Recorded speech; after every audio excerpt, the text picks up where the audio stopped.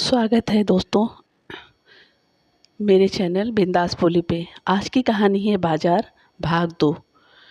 बाजार भाग दो ऐसी कहानी है जो समाज को झंझोड़ती है और हमें सोचने पे मजबूर करती है। शुरू करें साहेब। साहेब 3-4 बार बोलने के बाद भी जब उस आदमी ने नहीं सुना तो सुरेश ने उसके कंधे पर हाथ रखकर उसे याद दिलाना चाहा कि वो यहाँ किस लिए था। साहेब हाँ हाँ क्या? मैंने कहा शुरू करें। पानी मिलेगा? पानी अभी? हाँ पानी मिलेगा, लाती हूँ, लाना पड़ेगा। इधर पानी कौन पीता है? तो क्या पीते हैं? क्या साहब पहली बार आए हो क्या? हाँ। सही में? हाँ। ओह इसलिए पानी मांग रहे हो। ठहरो, मैं आपको वो पिलाती हूँ जो रिवाज है। रिवाज? हाँ रिवाज। शराब। शराब पी जाती है यहाँ। लेकिन मैं नहीं पीता। आपने पहले कभी ये सब किया है या ये भी पहली बार ही है? क्या सब? वही जो करने आए हो। क्या करने आया हूँ मैं? क्या साहिब वक्त बर्बाद करना है क्या? अच्छा ठीक है, मैं ही शुरू करती हूँ। मैना के हाथ लगाते ही वह आदमी तेजी से उठकर खिड़की की तरफ बढ़ा। ये क्या कर रही हो? क्या क्या क्या कर रही हूँ मैं? जो भी तुम कर रही हो। तो और क्या करवाना चाहते हो? जिस काम के लिए पैसे दोगे वही तो कर रही हूँ। ये कौन सी जगह है? क्या क्या कहा साहब? ये कौन सी जगह है? साहिब या तो तुम कोई पागल हो या कुछ ऐसी चीज़ पीकर आए हो जिसकी बदबू तो नहीं आ रही लेकिन उसका असर साफ नज़र आ रहा है। कहा ना मैं नहीं पीता बीता। अरे चाहते क्या हो? कौन हो? हे भगवान! अरे साहब कुछ करने के लायक भी हो या? Shut up, just shut up. कुछ बोलूं नहीं, कुछ करूं नहीं, तो पैसा किस बात का दे रहे हो? इससे पहले कि मैना कुछ और बोलती वह आदमी अपने दोनों हाथ मुंह पर रखते हुए फपक फपक कर रो पड़ा। ये सब पहली बार हो रहा था। मैना को समझ ही नहीं आ रहा था ये क्या था, क्यों था। कहीं उस बुढ़िया को पता चल गया कि मैंने किसी को रुला दिया है तो लेने के देने पड़ जाएंगे। क्या करे? साहिब ओ साहिब देखो, आपको नहीं पीना है तो मत पियो, नहीं करना है तो मत करो, लेकिन ये रोना मुझे माफ़ कर दो। मुझे माफ़ कर दो। मैंने ये सब क्या कर दिया? क्यों? क्या कर दिया? ये मुझसे क्या हो गया? हे भगवान! ये सब मुझसे क्या हो गया? प्लीज़ मुझे माफ़ कर दो। क्या हुआ साहिब? क्या हुआ? आप इधर बैठो, इधर ऊपर। आप बैठो शांति से, मैं पानी लाती हूँ। बाहर से पानी लाना भी किसी चुनौती से कम नहीं था। पानी पीता ही कौन था वहाँ? जैसे तैसे छुपती छुपाती मैना पानी लाई और फटाक से दरवाजे पर कुंडी मारी। साहिब ये लो पानी पी लो। Thank you. वो सब की ज़रूरत नहीं। क्या हुआ है तुम्हें? यूँ अचानक किससे माफ़ी मांग रहे हो? क्या हुआ है? तुम्हारा नाम क्या है? मैना। मैना? ओह इसमें क्या हुआ? और तुम्हारा? मेरा नाम सुरेश है। तुम यहाँ क्या करने आए हो? अजीब सवाल कर रही हूँ पर और क्या पूछूँ? तुम्हारी हालत देखकर समझ नहीं आ रहा। मैं नहीं जी सकता उसके बिना, मर जाऊँगा। वो मेरे साथ ऐसा नहीं कर सकती। उसे अंदाज़ा भी है उसने क्या किया है। हैं? कौन? किसने क्या किया? कौन? मुझे यकीन नहीं होता। वो मुझे छोड़कर चली गई है। साहिब क्या बोल रहे हो? कुछ समझ नहीं आ रहा है। कुछ कहना ही चाहते हो तो पूरी बात बताओ, जिससे तुमको भी आराम मिले। आराम अब मुझे कभी नहीं मिल सकता। तो फिर यहाँ क्यों आए हो? मेरा दोस्त बोला कि यहाँ आने से मुझे आराम मिलेगा। वो जाकर भी नहीं गई, हर तरफ बस वो ही है, वो है। मैं पागल हो जाऊँगा, मैं पागल। कौन है? कौन चली गई? साहिब, पूरी बात बताओ, शायद कुछ हो पाए। क्या हो पाएगा तुमसे? जिस्म बेचने के अलावा और आता क्या है तुम्हें? तुम्हें तो बस अपने पैसों से मतलब है। और कुछ? सुरेश को एहसास हुआ कि अपनी कुंठा और तकलीफ में वो मैना से बदतमीजी कर रहा था। Sorry, listen, I am really sorry. तुम चाहो तो अपनी तकलीफ बोल सकते हो। मुझे नहीं पता मैं यहाँ ऐसी जगह क्यों आया। मैंने कभी सपने में भी ऐसी जगह की कल्पना नहीं करी है। यकीन ही नहीं हो रहा मैं यहाँ चला आया और तुमसे बात कर रहा हूँ। और तुम्हें इस बात का अफसोस है? नहीं। हाँ, मेरा मतलब हाँ, अफसोस क्यों नहीं होगा। मैं एक बहुत ही इज्जतदार परिवार से हूँ। ये सब नहीं होता हमारे यहाँ। अच्छा, इज्जतदार लोगों का एकाधिकार है यहाँ साहिब? तुम नहीं जानते, ये अलग बात है। मैं नहीं मानता। चलो होगा। मैं पूरी तरह दुनिया की तरफ से दावा नहीं कर सकता, बस अपनी कहता हूँ। मैं ऐसा नहीं हूँ। मान लिया। आगे? वो मुझे छोड़कर चली गई। उसने एक बार भी नहीं सोचा मैं उसके बिना चल भी नहीं पाता, जीऊँगा कैसे। कौन थी वो? थी? मत बोलो थी, मत बोलो। वो है, वो है। देखो देखो, तुमने थी बोला, मेरा दिल कितनी जोर से धड़क रहा है। छू कर देखो। हिम्मत नहीं हुई मैना की सुरेश को छूने की। कहाँ चली गई है वो? मुझसे बोलकर नहीं गई। मैं नहीं जी सकता उसके बिना। देखो, मुझे सांस भी नहीं आ रही है। उसने मुझे कभी सिखाया ही नहीं उसके बिना जीना। वो मेरी क्या गलती है इसमें? क्या नाम है उसका? नाम? नाम उसका कोमल। कोमल, कोमल नाम है।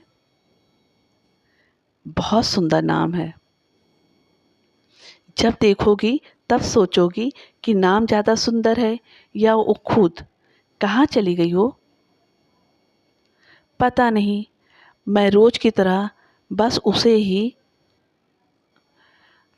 छोड़ने जा रहा था कि फ़ोन आया और उधर से आवाज़ आई कि जल्दी आइए, इनके पास वक्त नहीं अब। और मैं भागा। जैसे ही उसके पास पहुंचा, उसे बाहों में लिया और वो मेरे सिर पर हाथ रखकर किसी और दुनिया में चली गई। वो क्या मेरे पहुंचने का ही इंतज़ार कर रही थी? हे भगवान, क्या हुआ था उसे? कैंसर। लेकिन उसने वादा किया था वो ठीक हो जाएगी। उसी ने मुझ में भी उम्मीद जगाई थी। कहा था, वादा किया था, ठीक हो जाएगी। ये कहा था, एक बार नहीं 1000 बार कहा था। उसने कभी कोई वादा नहीं तोड़ा। उसे आता ही नहीं था झूठ बोलना। फिर ये क्या किया उसने? कब हुआ ये? कल। हाँ, कल की ही तो बात है। मैं उससे कहकर निकला था कि हॉस्पिटल से कि बस यूँ गया यूँ आया। मैं उसके लिए उसके पसंद के फूल लेने गया था। क्या एक पल दूर होने की इतनी बड़ी सज़ा देगी वो मुझे? मैंने कहा था ना, मैं बस अभी लौटा। रमेश की हालत काबू के बाहर थी। वो दिल दिमाग सब तरफ से टूट चुका था। उसे नहीं था ये एहसास कि वो कहाँ बैठा था, किसके सामने क्या बोल रहा था। वो बस एक बच्चे की मानिंद अपना दिल खोल रहा था। जो कुछ उसके अंदर उबल रहा था, उसे बाहर उड़ेलने की नाकाम कोशिश कर रहा था। मैना के पास सिवाय सुनने के और कोई रास्ता नहीं था, और वो भी सिर्फ इंसानियत से कहीं ज़्यादा इस डर के मारे कि वो आदमी इस चीज़ के पैसे देने से मना ना कर दे। लेकिन दिल के किसी कोने से आते सवाल को मैना ने सुरेश से कर ही लिया। एक बात पूछूं? हाँ। उस वक्त वहाँ मेरे साथ एक और लड़की थी। जब तुम्हें ये सब करना ही नहीं था तो तुमने मुझे ही क्यों चुना? मुझे नहीं पता, लेकिन लेकिन लेकिन मेरी कोमल की आंखें तुमसे मिलती हैं। एक पल के लिए लगा कोमल मुझे देख रही है और हमेशा की तरह इस बार भी वो मुझे आगे बढ़कर थाम ही लेगी, अपनी बाहों का सहारा दे ही देगी।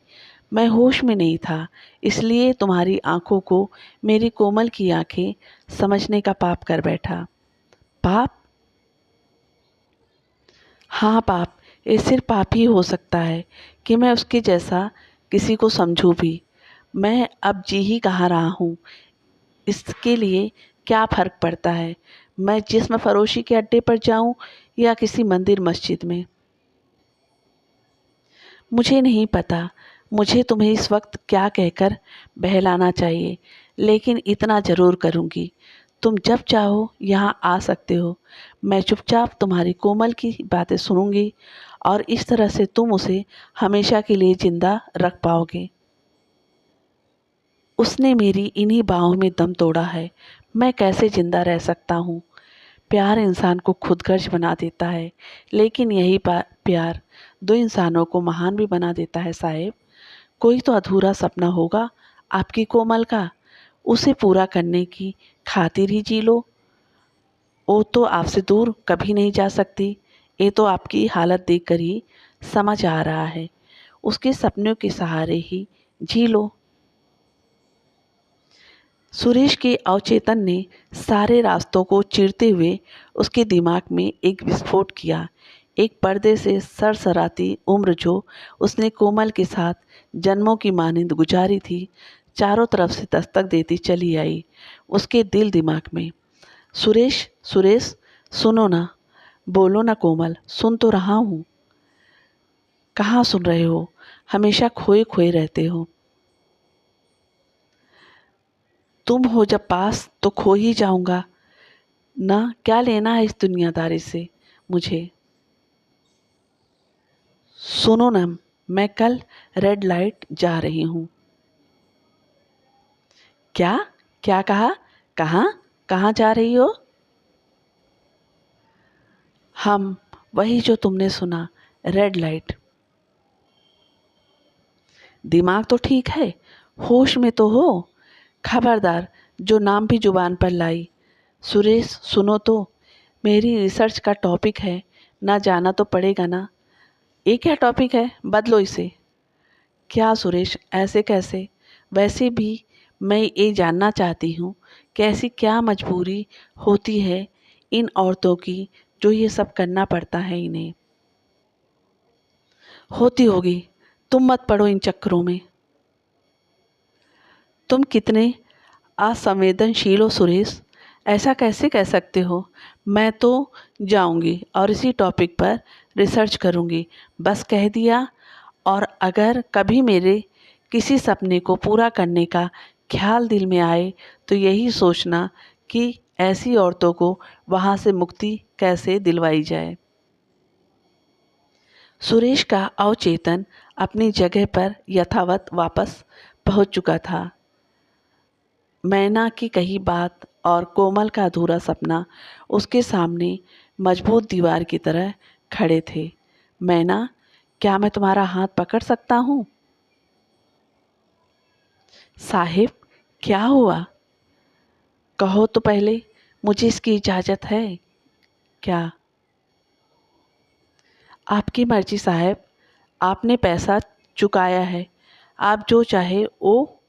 नहीं नहीं, गलत ना समझो। सुरेश ने किसी धर्म ग्रंथ की मानिंद मैना के हाथों को ओठों और सिर से लगाकर आंखें बंद की और, मैना, अगर आज मैं यहाँ नहीं आता तो कोमल को हमेशा के लिए खो देता। मैं तुम्हारा एहसान कभी नहीं चुका सकता, लेकिन ये वादा करता हूँ कि कोमल का सपना पूरा करूँगा और तुम्हारा भी। बस अगली बार जब आऊँ तो तुम जैसी जितनी और भी हैं जो यहाँ से निकलना चाहती हैं, और उन्हें कह देना उनके यहाँ से निकलने का वक्त आ गया है। इतना कहते ही सुरेश उस पर्दे की झालर को सरकाकर बिजली की भांति तेजी से बाहर निकल गया। रात लगभग बीत चुकी थी। मंदिरों में घंटियों का शोर तो कहीं दूर से मस्जिद में अजान सुनाई पड़ रही थी। सोना भी नींद से जाग चुकी थी। चारों तरफ रोशनी ने अपनी दस्तक दे दी थी। दोस्तों, अगर आपको ये कहानी पसंद आई हो तो प्लीज़ मेरे चैनल को लाइक, सब्सक्राइब, शेयर और कमेंट ज़रूर करें। आपके कमेंट से मुझे बहुत ज़्यादा मेरी हौसला अफजाई होगी। तो प्लीज़ कमेंट, लाइक, सब्सक्राइब ज़रूर करें। कहानी सुनने के लिए धन्यवाद।